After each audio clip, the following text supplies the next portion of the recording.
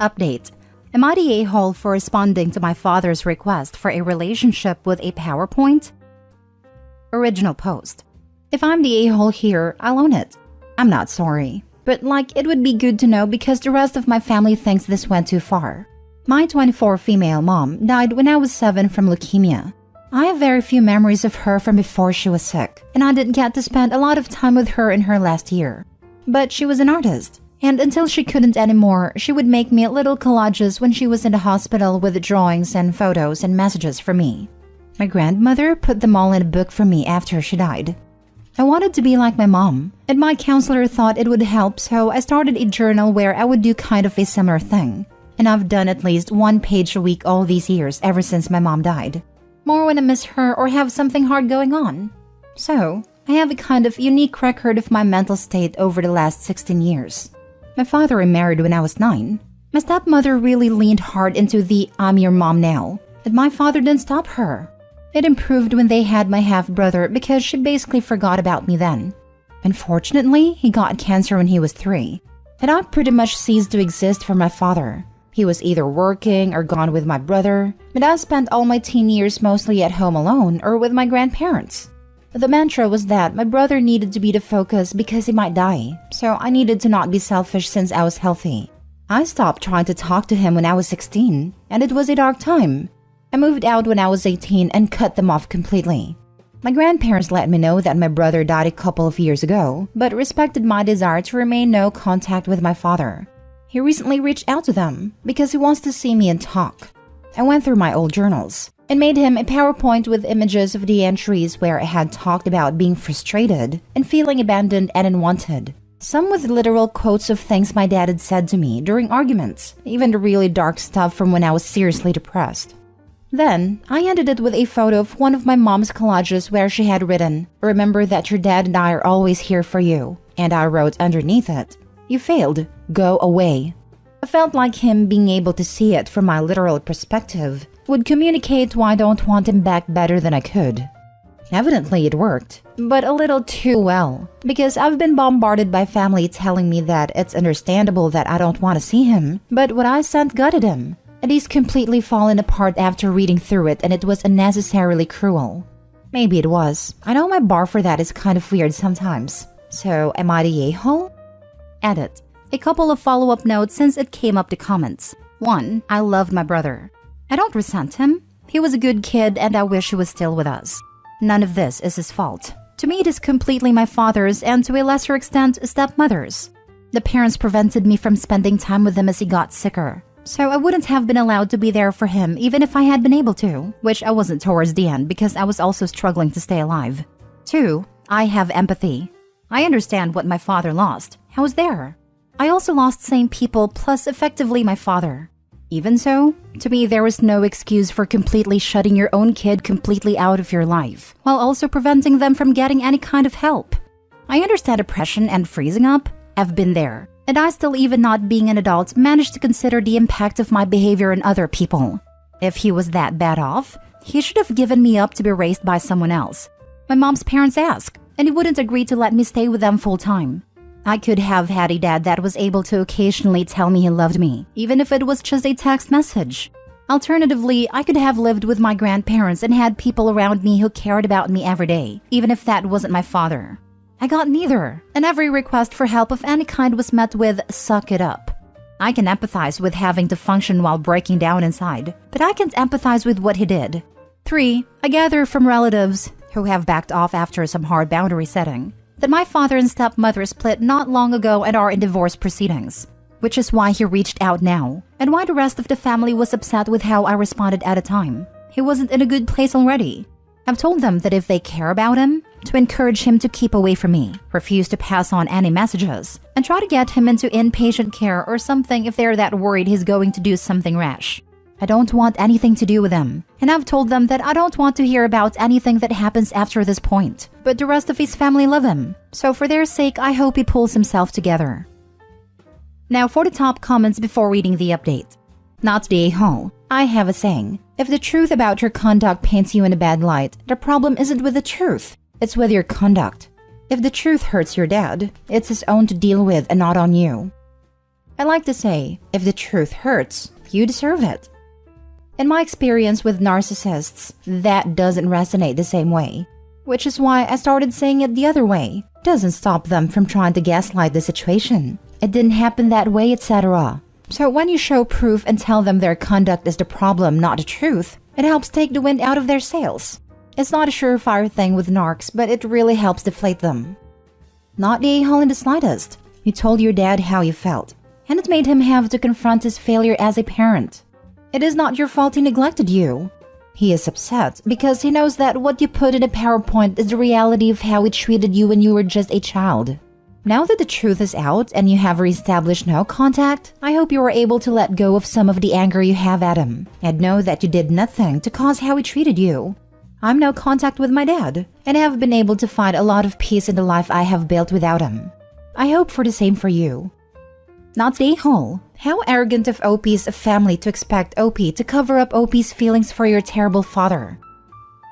Now for the update. A bunch of people have been asking for an update, so I'm doing it here instead of on the main sub because the original blew up more than I want to deal with again. I had a talk with my paternal grandparents over Christmas vacation and showed them the PowerPoint. They had no idea that things were as bad as they were, or that I was actively self-harming at a time, and that the accidents I had as a teen were not really accidents. So while they think it was still dangerously harsh under the circumstances, they understand better where I'm coming from, admitted that my father messed up big time, and that the family should have been more involved with me, instead of just supporting him and my brother. They said that on the surface they thought I was fine and just having trouble adjusting, but if they had known about the things described in the journal, they would have insisted my father get help. They do want me to reconcile with him, but they understand why it might be too late for that. So they've agreed not to bring him up unless I do first, and not pass on information either way. So that was actually productive. As for my father, I know a lot of people think I'll regret it if I don't reconcile/forgive/whatever, but I'm not so sure that's true. I've tried to imagine a conversation with him that wouldn't make things worse, and I can't. Best case scenario? He's sorry and has a good grovel, but honestly, I think hearing that would just make me hate him more. Worst case scenario, nothing has really changed and I have to walk away before I end up with an assault charge. I also just can't imagine any real benefit or function to having him in my life, so reconnecting seems like a lot of work for no gain. As far as forgiveness, I don't know if that's actually possible. Apathy maybe. As far as I know, he's alive. I've made it super clear that anyone who tries to give me information about him that I don't request will also get the chop, so I'm probably not going to get any further updates. I'd rather just go back to forgetting he exists. For me, I'm probably as fine as I'm going to be. I have therapy and meds, so I can pass for a functional human most of the time. My deal with myself is that I have to at least stick around until my maternal grandparents pass so they don't hurt and I can wrap things up for them. So in the meantime, I'm working on finding other ways in Detra. Spite, possibly. Next story. Am I the a-hole for putting medical fees on my mom's credit card? Plus update. Original post. I, female 25, was given temporary guardianship of my baby sister, female 15, for 6 weeks in the fall, while my parents, male 48 and female 46, had to be overseas for several reasons. Our parents left me with mom's car and keys, as well as her credit card for any expenses I might run into. On the first day that she stayed with me, my sister told me she had been having really bad tooth pain for a few weeks now. She was chewing only in one side of her mouth and sort of hesitant to eat. I told her I'd set her up a dentist's appointment, and I did make her one later in the week, but the next day she had a fever, and her face looked somewhat swollen on that side. Plus, she said her pain was much worse. So I called the dentist again and they were able to see her that day. It ended up being an infected abscess. We needed to pull the tooth, drain the abscess, and get her antibiotics. My parents' insurance covered a lot of it, but I wasn't sure about what to do about the rest, and my parents weren't answering the phone all day due to time zone difference. So, I just put down mom's credit card for the amount that needed to be covered right then, as well as to pay for the antibiotic prescription when I picked it up.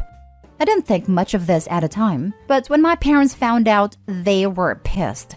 Dad said the credit card was for standard everyday expenses like food and gas, not emergency funds, which they didn't specify this before nor provide separate money for emergencies, and that I overstepped my bounds by dropping a large sum of money on such a rash and expensive choice that mom was going to have to pay off.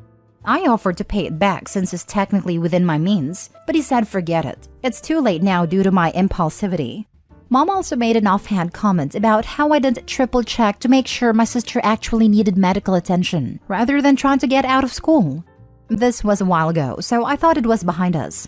My parents told me we weren't gathering for the holidays this winter, but I found out yesterday from my sister that a bunch of family had visited and my parents hosted. So I'm sure they're more upset than I thought. My take is that I made a necessary decision for my sister's well-being and I don't regret it. But I could have done more to make sure I handled it in a more appropriate way financially, and maybe waited to go through with anything until we could get in touch.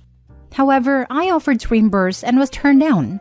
As the acting legal guardian at the time, it seemed urgent. I was worried about my little sister and the treatment needed to be paid for. Am I the a-hole? Now for the top comments before reading the update. Absolutely not the a-hole, but your parents sure are. A dental abscess is not the kind of thing you ignore, and certainly isn't an excuse to get out of school. Left untreated, it can result in sepsis, aka blood poisoning. As I am a cynical person, I'd say they're angry because they've been ignoring your sister's complaints, and something that should have been treated early got worse, until it became an abscess needing expensive treatment. You've been a better parent than them. Knowing my parents, I think you're probably right. But knowing my sister, I think there's a solid chance she didn't even bother telling them because she knew I was going to be her temporary guardian soon. I've had to help her get antibiotics for UTIs and stuff before. They're good parents in literally every other aspect, but this is a real and serious issue I have with the way they raised us. Good parents don't medically neglect their kids. Not the a-hole. Do your parents realize that your sister could have died if the abscess was not dealt with? It's a pretty serious thing when you get an infection so close to the sinuses and brain, especially if it was an upper tooth. It was damn serious and you did the right thing. What would your parents have done if they were there? Let your sister get sicker and sicker and end up in hospital or worse? In fact, they're probably negligent if they don't take her for regular checkups. Our parents are alright, but they tend to be weird about medical stuff. They don't actually believe us or act like we're making it out to be worse than it really is. I can count on one hand the number of times I went to the dentist before moving out, and I've helped my sister access treatment when our parents wouldn't on several occasions, but nothing like this before. Assuming their stance hasn't changed, they said that I should have waited to take her in until I got in touch with them and talked out payment options. They were insistent that the problem was how I paid. They just also made multiple comments about being impulsive or not believing her right away. I get that maybe it messed with her credit, but I thought we had established payments before they even left. No, it doesn't mess with your credit in any way to put an expense on an existing card then pay it off. They give you a card to cover expenses. Your sister had what was a genuine medical emergency that could have put her in the hospital or even killed her. You say this isn't new behavior, that your parents have always been funny about medical issues and didn't always take you to be treated when they should have. That can be considered abuse. You're not the a-hole, and quite honestly, the fact that you think you might be tells me that your parents have not quite been the good people you say they were. By the way, I'm a 43 male with a daughter. I know kids sometimes lie about illnesses to avoid going to school or something, but in general, you can tell when that's likely the case. If my daughter says she's sick or something hurts or whatever, I talk about it with her, and I take whatever action seems appropriate. This is how things like this should be handled. And now for the update. The other night, I talked to my sister a bit about what happened, and she said Mom and Dad didn't tell her they weren't inviting me to Christmas. When she asked where I was on Christmas morning, my dad told her I wasn't able to make it. She knew that was BS because I have told her for sure if something came up. And when she got a chance to talk away from all the visiting family, she let me know what was up. After we called, she apparently got pretty worked up and decided to confront our parents about not inviting me, and pressed really hard on the subject of the credit card, and that they're still mad that I kept her from dying while I was her guardian. Mom started crying. Dad started yelling at Mom that it is her fault her daughters are like this. Sister told Dad to shut the heck up and don't talk about me like I'm not here. Dad then backhanded my sister. She told me that I obviously called CPS. Some other stuff happened I won't even get into, and now my sister is at my apartment. My dad has an order from law enforcement not to be on the same property as her for at least a week. I'm not sure what's going to happen. I haven't heard from my mom except to let me know where she and dad are staying, separate from each other in case anything happens. My sister told me the weeks I was her guardian were the easiest 6 weeks of her life. I told her I'm sorry I didn't step in sooner, We cried a lot, and I let her stay up late to play World of Warcraft with me and make mini cheesecakes. I'll post an update if anything happens, but I think she and I are gonna be okay. I know someone who died from an abscessed tooth. Those things are no joke. These parents are criminals. I've had 2 friends end up in ICU because of abscesses. One had to have surgery to open his chest because the infection had drained into his lungs. The other had to have a shunt put in because the infection was too close to his brain. I hope he saved her sister's life. When her father is old and sick, she can happily not pay a dime for medical treatment, just like dear old dad would have wanted. Jesus, the slow realization of Opie that her parents were bad people, contrary to what she had always believed. Good for AITA for opening her eyes. That was the part that made me want to post this. I'm so glad she realized. I truly dread the thought of kids in this kind of situation who do not have a lifeboat sibling. My sister told me the weeks I was her guardian were the easiest 6 weeks of her life. Hoo boy, that is heartbreaking. Or the fact that she, a teen, knew that her parents would blow off her medical complaints. How many things have they ignored already? Flashback to my broken leg, when my parents refused to take me to a doctor for 2 days because maybe it will get better. I am truly horrified at how many people have also had similar things happen, and I hope you are all taking good care of yourselves both physically and mentally and moving past these childhood traumas.